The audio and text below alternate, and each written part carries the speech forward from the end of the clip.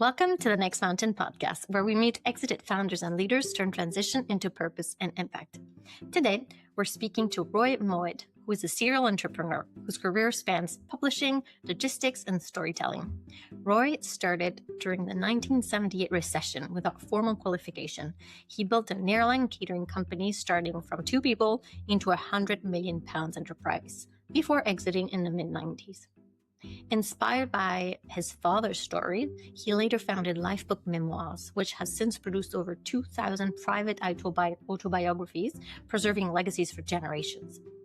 In this conversation, Roy shares his journey as an entrepreneur, reflecting on the importance of storytelling and legacy. He discusses the challenges faced during his business career, the emotional experience of exiting a business, and the fulfillment found in helping others.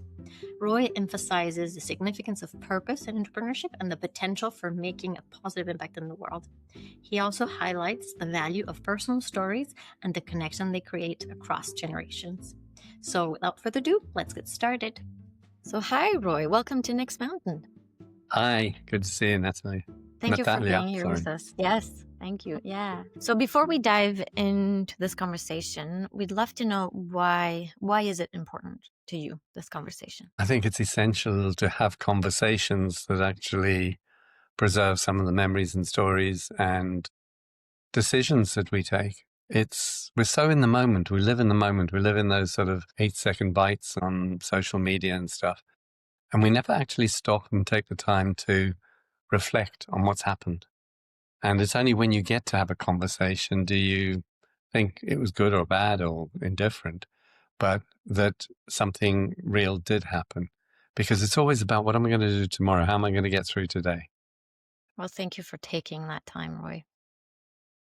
It's a real gift. My pleasure. Well, as you know, in the Next Mountain, we speak to entrepreneurs that are in transition, either thinking about exiting or have exited their business. And we want to help them through that journey. And so we thought we could start by speaking of your, let's say, first significant mountain, because I know you went to life school and had so many different jobs when you were young, right? But let's say the first one, when you started slicing lemons for British Airways, if you can speak a bit of that mountain, what success looked like. Yeah, that's fascinating because listening to you talk about it like that, it wasn't a mountain, it was a mountain range because you have so many peaks and troughs. You think you're on the top and then you hit the bottom. And when you are an unfunded entrepreneur in the startup mode, 2 guys slicing lemons, as we talked about, to actually grow that through the trials and tribulations that the airline industry throws at you. And I talked about these 7 plagues because we went through in the 30 years, everything from 9/11 to global economic downturn, foot and mouth, avian bird flu, everything. And every time we built the business up, it would be knocked down about 40%. So what I spent a lot of energy on was actually understanding the market and the world and trying to. And I eventually got to the point where I felt that I wasn't in control of what was going on in the world, and it keeps happening to me. And I did a bit of research and I said, well, what are customers paying us for? Are they really paying us to slice a lemon or make some food or whatever? Or are they paying us to manage their supply chain and what we call business process outsourcing, BPO? And we did some research and we found that, we were in the upper quartile of people who delivered goods on time and packaged them well and covered the hygiene. But there were other people who could do that too. So what were they paying us for? And what we worked out is they were paying us to forecast their demand and manage their supply chain.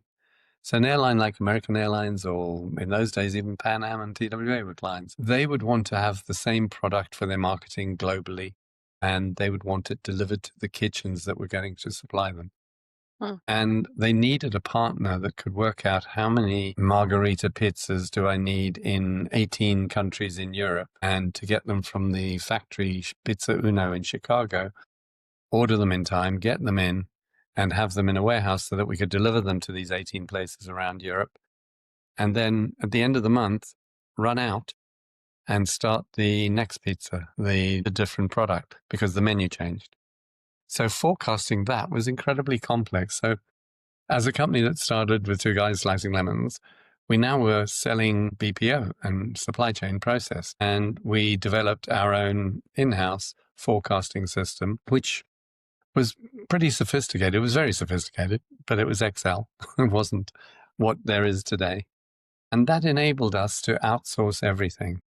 And we got to a stage where the business, where Portions was basically what I called rubber walls and rubber wheels.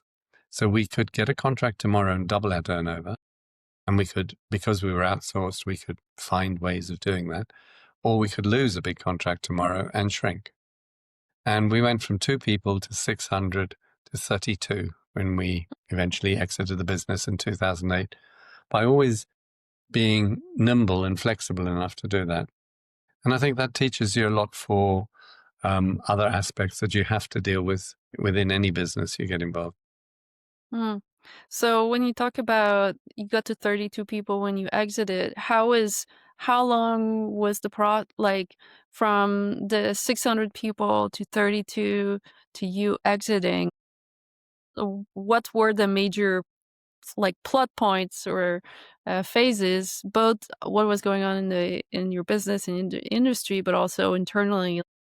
Uh, how was that journey to get to that place? I desperately wanted to exit, but every time I grew the business, it would be knocked down and you had no choice. And in fact, if you just run it to the end, we exited in September 2007, 2 weeks before the crash. Wow. So had it been 2 weeks later, it would have been the 8th plague.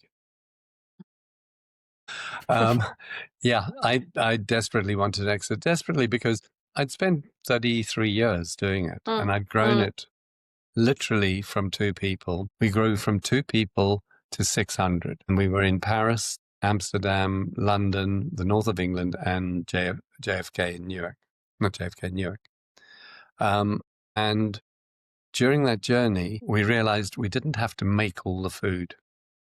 So we outsourced that. So at one point, we went from the 600 to 140. And so we sold all the manufacturing business, but kept the distribution. So we'd sell it to a company, the sandwich making or the juice making or whatever, and we'd keep the customer and we'd keep delivering it. And then we got to the point where 140 people, we realized that we didn't need to just have trucks and warehouses. There's no value add in that. We could buy that from anywhere. So we found good partners in that and we outsourced that. And we got down to 60 people. And now we're 60 people, of which 20 were product development, developing a chocolate muffin, which was 1 ounce or whatever it was. Right. And the supply chain and salespeople. And our customers said to us, well, what are you selling us? Are you trying to sell us a chocolate muffin or are you trying to sell us a complex supply chain management system? So we took the point and the 20 people, I funded them starting a startup broker for product development for airlines. They started up a company called Portfolio Partners and they left. And so now we're down to 40 people. And with the 40 people, the last thing we did was we did this. Yeah. The fun. I showed it to you last. So Marie probably doesn't know what it is, but this was, you recognize one of those? Yes, I remember when I was small, we had those in the computer. Floppy disk. Exactly. Floppy disk, 3.5. Yeah. But what we did was we created a catalog 2 years before the internet boom, and people wouldn't allow, American Airlines wouldn't allow the internet in the building, never mind anything else. So we created this electronic catalog. It had all our products on it and only our products. So you had to pay to be on there. And we put computers into the American Airlines office in Arlington. So we were able to reduce down to 32 people when we exited. And that was the value to the company who bought us, because we had this incredible forecasting and processing system. We were well respected. We knew how to own the inventory and manage it. And we only needed 32 people. So I'm wondering if you can take us to that moment where you finally, you sign the contract and you get either the check or the money arrives in your account. And I'm curious what's that moment like for you? Or was it a specific set of what was the ambiance or the circumstance? There are two parts to it. I think the closing process was enjoyable. My wife Yvette, she was a stockbroker at the time in the city in London, and she'd done numerous deals. And she said, "Look, you go into that room and you don't leave until the deal's done. Whatever the lawyers or the accountants say to you, because they would like to come back on Monday morning. And Monday morning doesn't happen. Something happens over the weekend and the deal will be off. Somebody's wife tells them something or husband tells them something, or something happens in the news and the deal is off. So you don't leave." We went into this office in London, a lawyer's office, huge table. There were probably 10 lawyers and accountants. And I had no job to do there because it was literally negotiating the detail of the contract. But what I did do was I controlled the mood. So whatever was going on, I had my laptop open, I would play some music. I've got a playlist of about 20 records, which go from I Can't Get No Satisfaction to Money. And I can't remember them now, but they were, whether the mood was down, there was one about trust. So, and the lawyers would lighten up each time and laugh. And so at the end of that, and we closed at 4 a.m. Wow. And I went to a hotel in London, and I was on my own and just stayed there that night. Because it was so late. So the closing was very special. The feeling straight afterwards, I wasn't on an earn-out or anything, but what I was on was a 2-year non-compete. So I had to stay in the business for 2 years. But I didn't have to really do anything. And the payout wasn't dependent on performance. There was a stage payout, but it wasn't dependent on performance. Okay. But what I did do, which was quite fun, I actually went to the CEO of the group. They'd bought 11 companies in the previous 3 or 4 years, and somewhere in the food industry, but somewhere in plastics and making the disposable equipment and stuff. And I said to the CEO, "I can't see that you have a procurement strategy in the group. It's a 3 billion Swiss franc group. You're spending 1 billion Swiss francs a year. What is your procurement strategy?" And he laughed and he said, "Roy, we don't have one." He said, "Would you like to do one for us? As you're here anyway," sort of thing. Within my office, which was now this outsourced office from the 600 to 32 people, I designed it in quite a funky way in as much as we had a cyber cafe, which at the time was, like way ahead. And that was just so staff could actually get on the internet and learn what it was about, because they weren't connected to it. So in their lunch hours or whatever, they would play on it and somebody'd look over their shoulder and say, "No, you do that," or whatever. But the design was pretty funky. In the main office, we had one long desk, which was designed as a spaceship from Starship Enterprise, with metal legs with lights going down like jet things, and all in green glass. And I wanted to hang it off the roof as a wing, but that idea didn't work because the roof wasn't strong enough. The doors going into the office were sliding doors with a zigzag and metal on them with rivets in them. We just didn't have someone going psh every time they opened, but that was the idea. And then we had a number of meeting rooms, and the meeting rooms were all very different. I'd got the idea from a restaurant in London called Mosselman's, where he very cleverly got different suppliers to sponsor the rooms and decorate them and pay for them. So I had a Walker shortbread room, which is, as I think I showed you last time, we've now done the Walker's shortbread, because Jim Walker was a very good friend of mine because of that. So we had a shortbread room, which was Scottish and stuff. We had a Yakabuchi room, which they did Italian manufacturers of airline trolleys, and that had a kitchen in it. We had a stand-up meeting room where you could only literally, there were no chairs. So the 15-minute meetings, and there was a timer on the wall.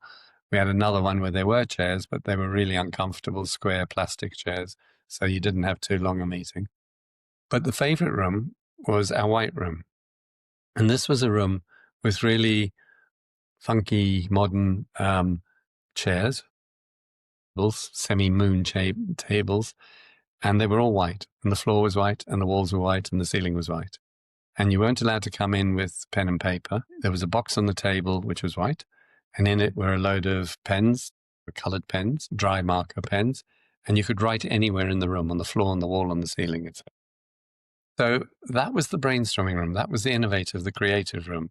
That was where we planned 9/11 when it happened, and excuse me, and where we were able to literally be creative. So that story goes back to when I'd sold the business. I went into the White Room with a couple of people to work out this procurement strategy for the company. Was there a moment where, either it was a milestone where you were clearly had the freedom to detach yourself, from the company, or, when you started to feel that shift, and what happened then? Like how were you feeling? What were the thoughts? Was it hard? Was it easy? You always get this Yeah. question from Yeah. people who I think are not entrepreneurs to say, well, what are you going to do with yourself? And first of all, I recruited a chief executive 8 weeks before by chance. We didn't expect to do the deal that quickly. And he was excellent. And as soon as I trust somebody, I hand over to them. He was able to literally take over, and he never went behind my back, or there were no politics or whatever. So I was able to get out of the day-to-day in a trusted way very quickly. Essential, I did the deal that wasn't earn-out based. There was an upside to it, but there was no downside to it. So that was key.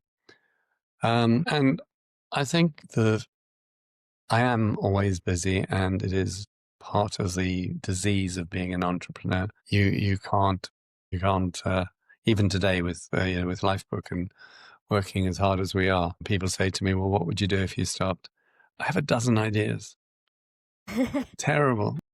One is in childminding. I mean, I have no kids, and yet I have got a brilliant global gig economy childminding solution for another day. But did And you, yeah.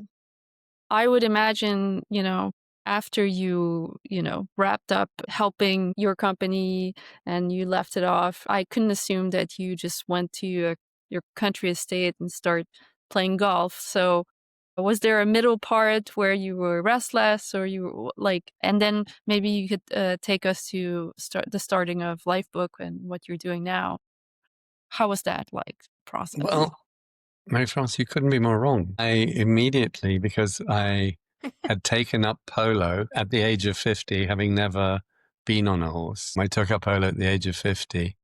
And so I think, what was I, 53 when I sold the business, I think. What we did was, my wife and I, we were going to invest the money into some commercial property, some offices or something in Windsor.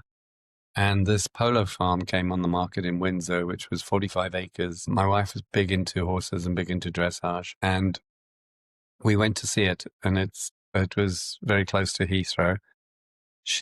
I was flying to Argentina that afternoon to go and play polo, and she was going on a retreat with some girlfriends, abseiling somewhere in the dark in the mountains. And we looked at this place. We walked around it. The polo ground was beautiful. The house was really not. It was very shitty. But it didn't really matter. We didn't even go in. It wasn't about the house. It had this laser-leveled 300-meter high-goal polo field, and it was 45 acres in Windsor. So I put an offer in that afternoon, got on the aeroplane, and the guy who owned it wasn't a particularly easy vendor as such, and known to be.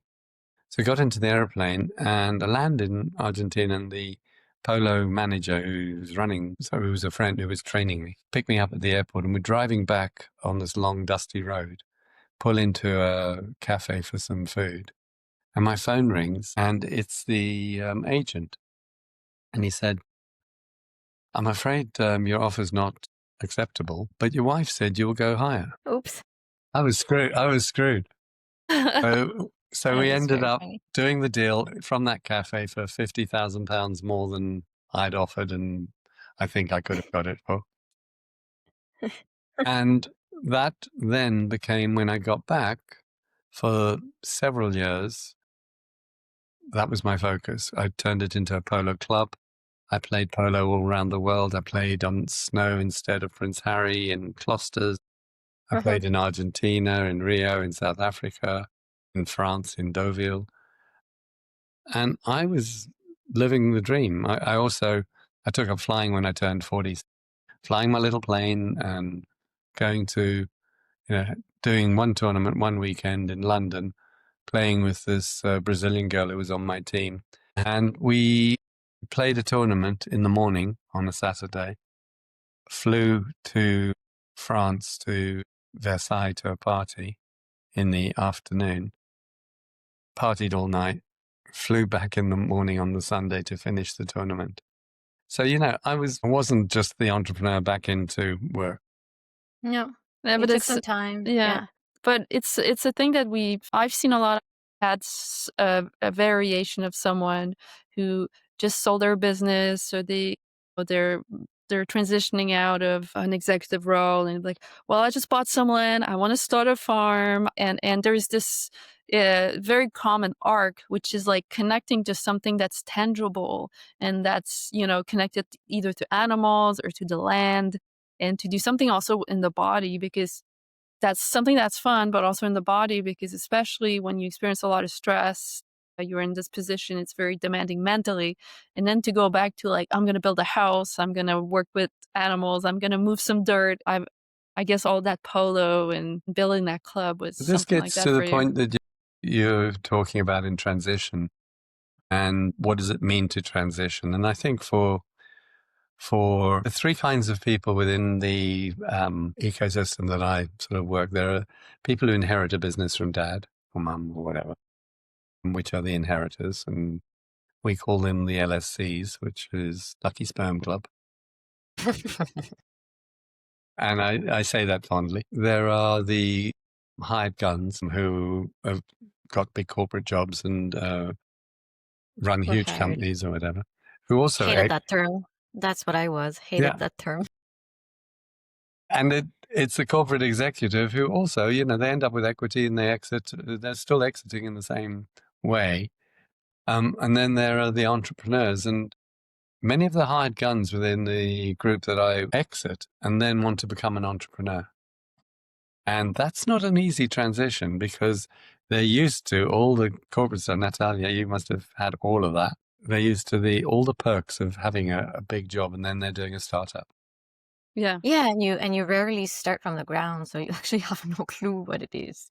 And it's very different skill sets. Just like a traditional entrepreneur who, if when you grow your business at 60, 70 employees, that tipping point is extremely difficult, because then the role changes significantly as well. So yeah, definitely. But that transition, then, I think those different people, when they've exited, they have different transitions. The family business guy or the inheritor doesn't traditionally exit. They hand the business on within the family. Yes. The other two groups do. And whatever the check size is another whole talking point. How much is enough? Yeah. Right. Of course. What's your number? Right. And it fascinates me how people will exit a business and then be desperate to get into the next one, because they've got plenty. They've got more than they could ever spend, but somehow that's not enough. And I think that transition goes in two directions now: into the next business so I can create more, better, whatever, or to do something with purpose. And the purpose side of it, I've recognized in the last, I'd say 5-6 years, is far more in people's mind now. It wasn't then. It's nothing to do with wokey stuff or anything like that. It's to do with somebody's worked really hard, been successful, and now it's phrased today in sort of paying forward, giving back, etc. But I don't think it's even giving back. I think it's actually wanting that fulfillment. And, the reason 1,500 people have written their life story with us is that they want to actually leave that, feel the self-worth of what have I done.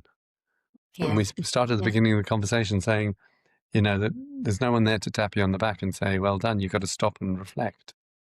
But by by looking at 45,000 words in a book, what that reflection is, does actually define it. So can you speak a bit about that, Roy? Because you started speaking about those stories. When was that? We call it legacy turn, right? So when did you have that start of a next mountain for you? It was not the second because you'd had many before, but how did it start? What is it about? Yeah. So I was enjoying my life at that stage, and my father had passed away, and he was blind, and he was end of life, and he died, and then my mother died 6 days later. So within a period of a week, we had 2 funerals, and it was quite heavy. And you just got to considering their quality of life at the end. Now, they both had great lives. They played golf. I think my father kind of retired when he was in his late 40s, and played golf 3 times a week with my mother.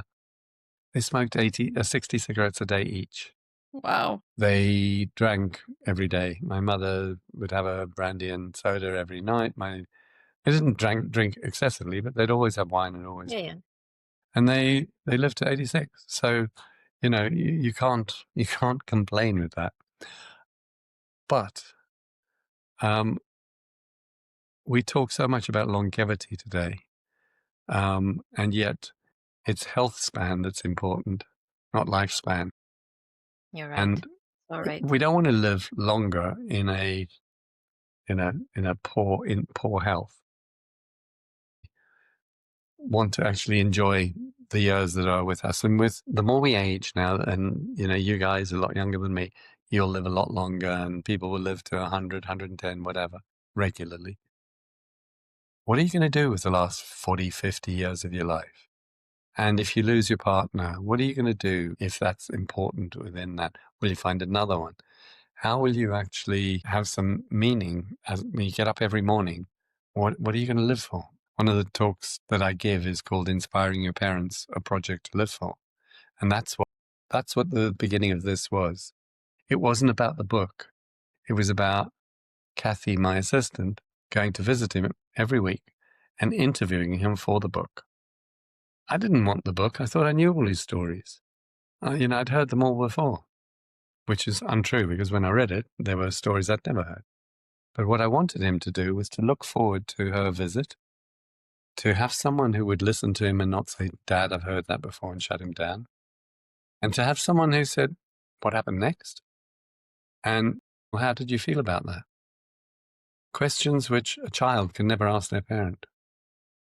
So when I got the work that she had done out, I just thought there must be a way, using entrepreneurial brain, to use your serial entrepreneurial skills to do this in a scalable, affordable format that can change lots of people's lives. And I came up with my personal mission statement, which, when I say I came up with it, it took 2 minutes. It wasn't a great deep dive into myself, but that I wanted to help elder adults enjoy their lives a little bit more. If I can just make them enjoy a little bit more by something that I'm going to do. And I went to Toronto to the Brain Health Institute there, Cognicity, part of Baycrest in Bath Street, I think it is. And fortunately, Yvette's cousin was head of psychiatry there. And I went there, and I took with me a young girl who was doing a social entrepreneurial program. And we looked into how could we help slow down cognitive decline in elder adults by engaging with them little and often, by actually doing something which was not like therapy, or like therapy in as much as you had time to process between each meeting. But it wasn't therapy because these are not clinicians. It was therapeutic. Mm-hmm. And it really was therapeutic. They'd look forward to it. We did trials with 2 people in Baycrest. The woman there, she would have her hair done each week before the interview arrived. That in itself was a job done, as we say. And they would look forward to it. They would phone relatives and say, "Have you got any photographs? Do you remember the story about this?" or whatever. They would get their grandchildren saying, "Well, tell me, Granny, what are you doing? I didn't know you were in the war or you were there." So the essence of what we were doing wasn't about the book. It was about the process and the project. And that is what's been really difficult for me, because developing the business from there to be self-sustaining and to be global, where you're trying to sell to somebody a memoir. They've never done one before. It's not like you're selling them something they've done before. The only ones they've ever seen are sort of Winston Churchill or Justin Bieber or Donald Trump. They're somebody else's famous memoir. So nobody would be interested in my story. But what you're trying to do is get them to buy it so that they enjoy the process, without saying to them, this will do you good. Yeah. So it's been an incredible, and my background's always been B2B sales, so to British Airways or American or whatever. So trying to do D2C or B2C sales is not my skill set. What I designed was a brilliant process which works and which enables a good profit margin so that it's affordable. You can do it affordably. We've got an incredible outsourced team who are all passionate about what they do and engaged, and they're only here because it's impact. They're here for that reason only. We have very low staff turnover. Getting the message to the world and getting the message to your granddad or your mum or your spouse that this is a really important thing to do is a challenge. And I think those memoirs they're for the family, right? They're private. They're private stories, and like you said, it's more the process than the output that's important. I wonder. You mentioned a lot You in the can't first advertise that. No, of course not.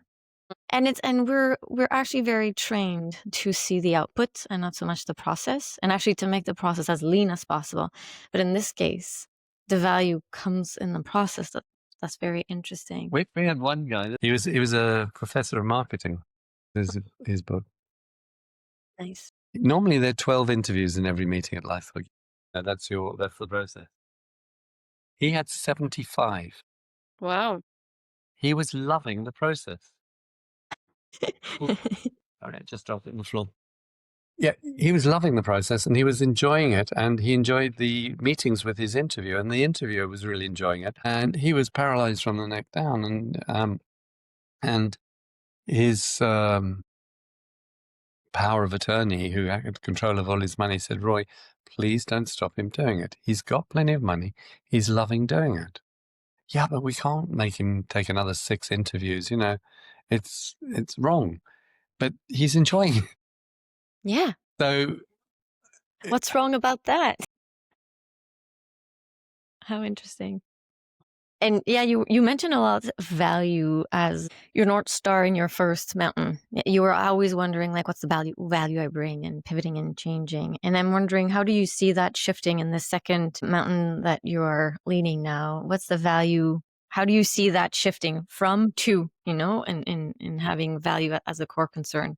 As I'm sure you I continue think to it's have. interesting. When you're on the first mountain, you don't see that. You're on a journey and you're just trying to survive and you're trying to have a life while you're on. My wife, as I said, was a broker and she was earning well in the city, so I could take risks with the business. We didn't have children, so I could take risks with the business, which is the only way we doubled and trebled in size every year for the first 10 years. So it was quite a period where there was no actual thought to the value. It only came in my Alfred Nobel moment when I looked back and said, this is my legacy. How much value have I added to anyone's life by slicing a lemon or by putting some food on an airline? Anybody could have done it, and it didn't.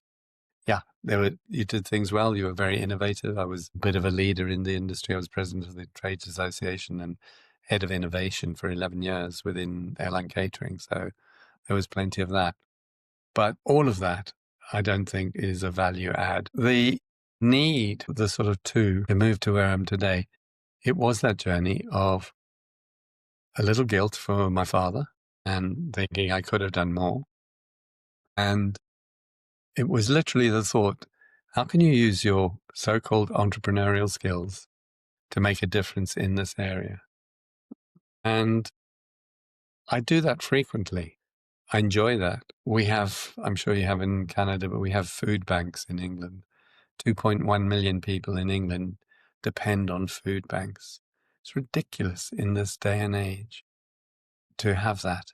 I mean, there can't be any logic to it. And we're not a third world country, and yet 2.1 million people have to beg for food to eat that week. I have a solution for that. I have a way of getting rid of that pretty instantly throughout the UK and the rest of the world. Do I have time to do it? No. So I will, hopefully one day, but this ability to use your entrepreneurial skills to make an impactful change in the world is something that, you spend time thinking about. Yeah. I think you're really touching on one of the core reasons why My France and I are here. And My France specifically, we're coaching social entrepreneurs and learning both how to be an entrepreneur and to change for good anything in the world is so hard to do both at the same time. So how can we, there's so much wonderful human contribution that can be harvested to solve really complicated issues, right? So that's really the core focus. But there's a transition needed for that. And there's the capacity to listen to your inner calling and find that purpose and that legacy so that, and then learning how to do good, because that's not easy at all either. It's not because you want to do it that the world needs it. You need some humility and some curiosity. So I'd be curious to hear the kind of satisfaction or fulfillment that obviously what you're doing now with Lifebook is bringing you, just so it can inspire like people that are thinking about making that jump. Before answering that, just going back to what both of you said, I think if you're taking a standard business, any traditional form of business, and you try to turn it into something that does good, it's hard. And that is hard because, you're into this sort of impact washing, greenwashing, whatever you want to call it. And you're not being true to the skill that you've got. If you're an entrepreneur, you can look at a problem and make it into a business or an opportunity. It's your choice whether you look at a problem that's impact driven or a problem that is, I don't know, car wash or anything that you, or even a vegan cafe. That's not an impact driven. You might be making a bit of impact to the world in some way that you believe in, but if you've got a skill set, I think that is the difficult thing. Is what you both said, is trying to turn that into something meaningful and survive along the way while trying to keep true to that and make sure that everything is vegan and that you don't have some supplier that's wearing leather shoes or whatever the thing may be. But if you actually look at a problem and actually a problem that needs changing, take this food bank thing or whatever, it could be anything. And then you use your skill, and especially when you're on your next mountain, that skill that you've honed over the years to actually develop that's easy. Because all you're doing is working out the bits to achieve nobody going to a food bank or whatever it is. And I love that. And I don't see that as difficult in any way. Whatever that issue is. And if you can't think of the solution, there's someone else who can. If it's not AI, it could be a human. Excuse me. So back to your question, which was how I feel about it. Yeah, well, what you're doing now with Lifebook and how, is there anything new you've discovered? You talked about the process with your dad, but I'm curious if there's some different types of challenges or some new satisfaction or pleasure you're finding in that project that was a surprise to you. The greatest satisfaction I get is from we have once a week we have a call with the show and tell. So any books that have been printed that week, which are usually 3 or 4 or 5, the project manager talks about it, reads it out, explains what the person went through. There's one opposite. Yeah, I'll grab. So in the front of the book, the project managers put a note, and it says, "This is this guy's book.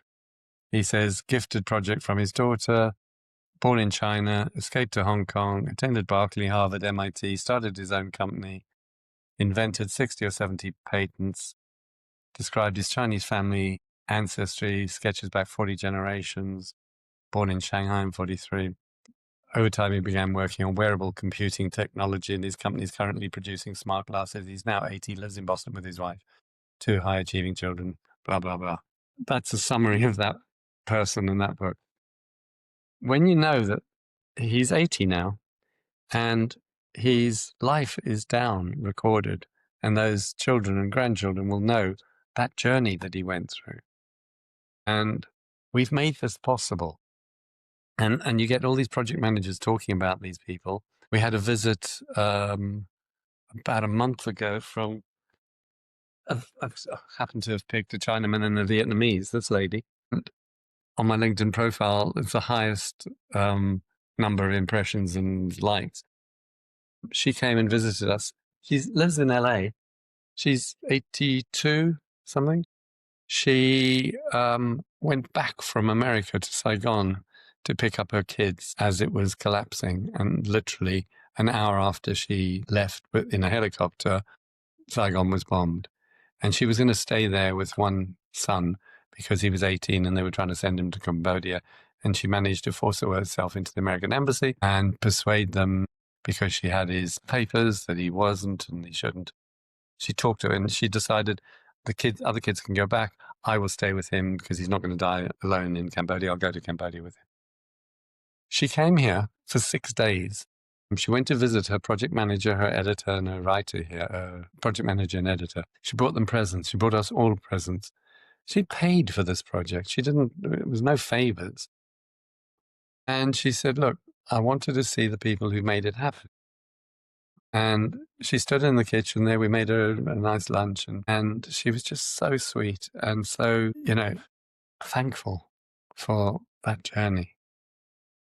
And then my other favorite one, which is the tribute one, which we did for this woman I mentioned to Natalia, this one. Tony passed away age 42, had a heart attack in the gym. And his wife was 4 months pregnant with a 15-month-old baby boy. And she didn't, they would never know their dad. And she got us to interview 26 people in Beirut, Lagos, New York, and London. There's 26 stories tracing the arc of Tony's life, the art that they collected. There's why did they buy it, where they bought it.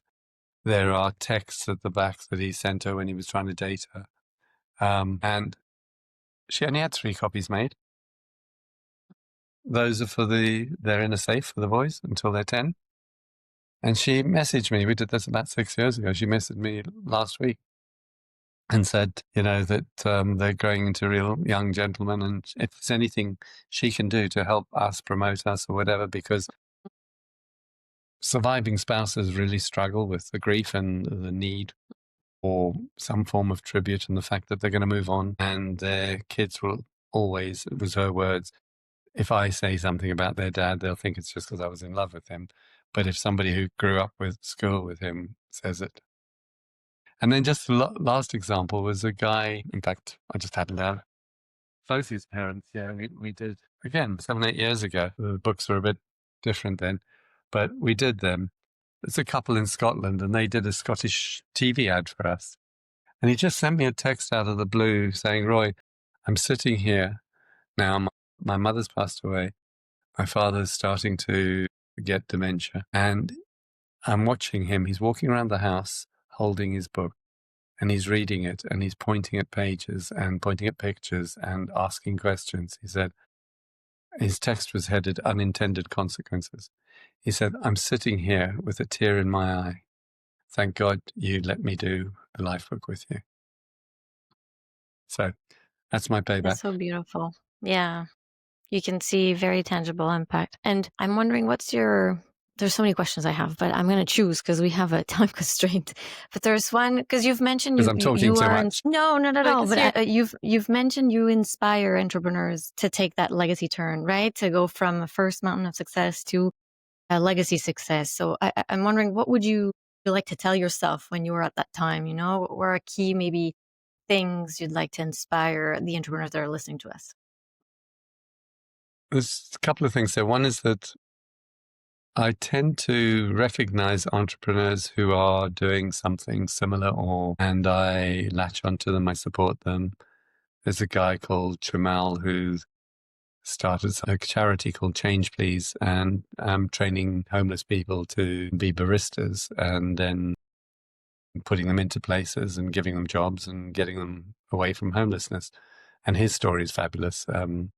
You should interview him because I could tell you the story, but it would take a lot of time. But it's a fabulous story of what made him create this coffee-based charity and why it's called Change Please. So supporting and helping, recognizing those people. But I think what I said to you earlier, ease of which it's not a hard mountain to climb. And cliche or not, it's putting your first foot there.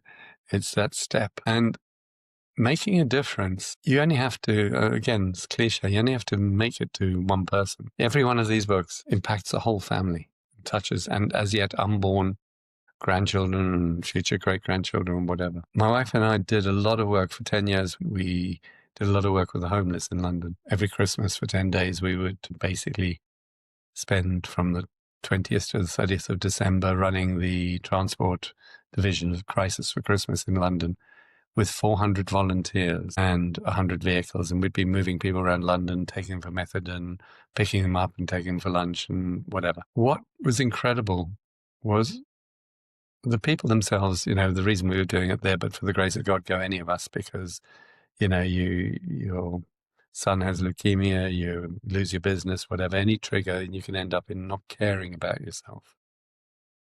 So that was really what drove me to it. And it was at the time when I was looking at the Lifebook situation and wanting to actually make it help others. But what I found fantastic, 400 volunteers were from all walks of life. And they would turn up in a cold warehouse in London. It's snowing outside, no heating. And they'd stand there with a beanie cap on and an anorak. And you wouldn't have a clue who they were. And you could send them to do anything. You had to go and pick up rubbish at this place, go and pick up the hypodermic syringes from that area, take this person for his methadone, whatever. And we called it fire and forget. You'd give it to them. You'd gingerly give them a car that had been donated because you didn't know if they could drive it, or a truck or a van or refrigerated vehicle. And they would go and do it. And then you found out who some of these people were because you were there every day and you'd be sitting having a tea with them and talking. And one was a Coldstream Guard, you know, with the big beaver hats, who had rushed from just doing the parade in front of the Queen. Another one was a frozen food driver. Another one, amazing guy. He was very upset because he'd reversed his minibus into a bollard outside the Women's Centre. The Women's Centre was very discreet because they got traumatized by men, domestic violence, whatever. So nobody knew the address. So we trusted him to go there. But he wiped out the whole side of this vehicle, reversing in there. And we said, look, just sit down, fill out the paperwork. It doesn't matter. We're insured. You're all volunteer drivers. We expect every year to get some. So forget about it. And a week later, my secretary phoned me up and said, there's this man on the phone. He wants your home address. Should I give it to him? And I said, well, what does he want? She said, he wants to send you something. So I said, well, no, give him the office address, which she did. And a check arrived in the post from this guy for £10,000. It was about £2,000 of damage. And the check was, the stub of the check said some trust fund, whatever. So this guy was a guy who was obviously at a big family office or something. And he was coming and working at 4 a.m. to do this stuff. Another guy's wife was dying, and so he got respite at night. So he wanted to get out of the house because there was something, she slept at night. So he'd come and drive at night. Long story, but the impact you can make just by focus on one person, you can do it in a million different ways.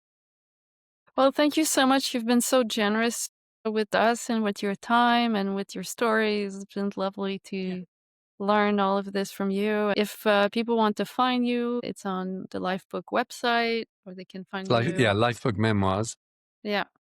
And we have one in the US or North American one here. And we're very keen to actually work with other people to develop the business, and more than the business, to develop the impact that Lifebook Memoirs can make in the world. So thank you for inviting me. So it was a pleasure having you on Next Mountain. And yeah, we'll stay in touch. Great. Thanks, Roy.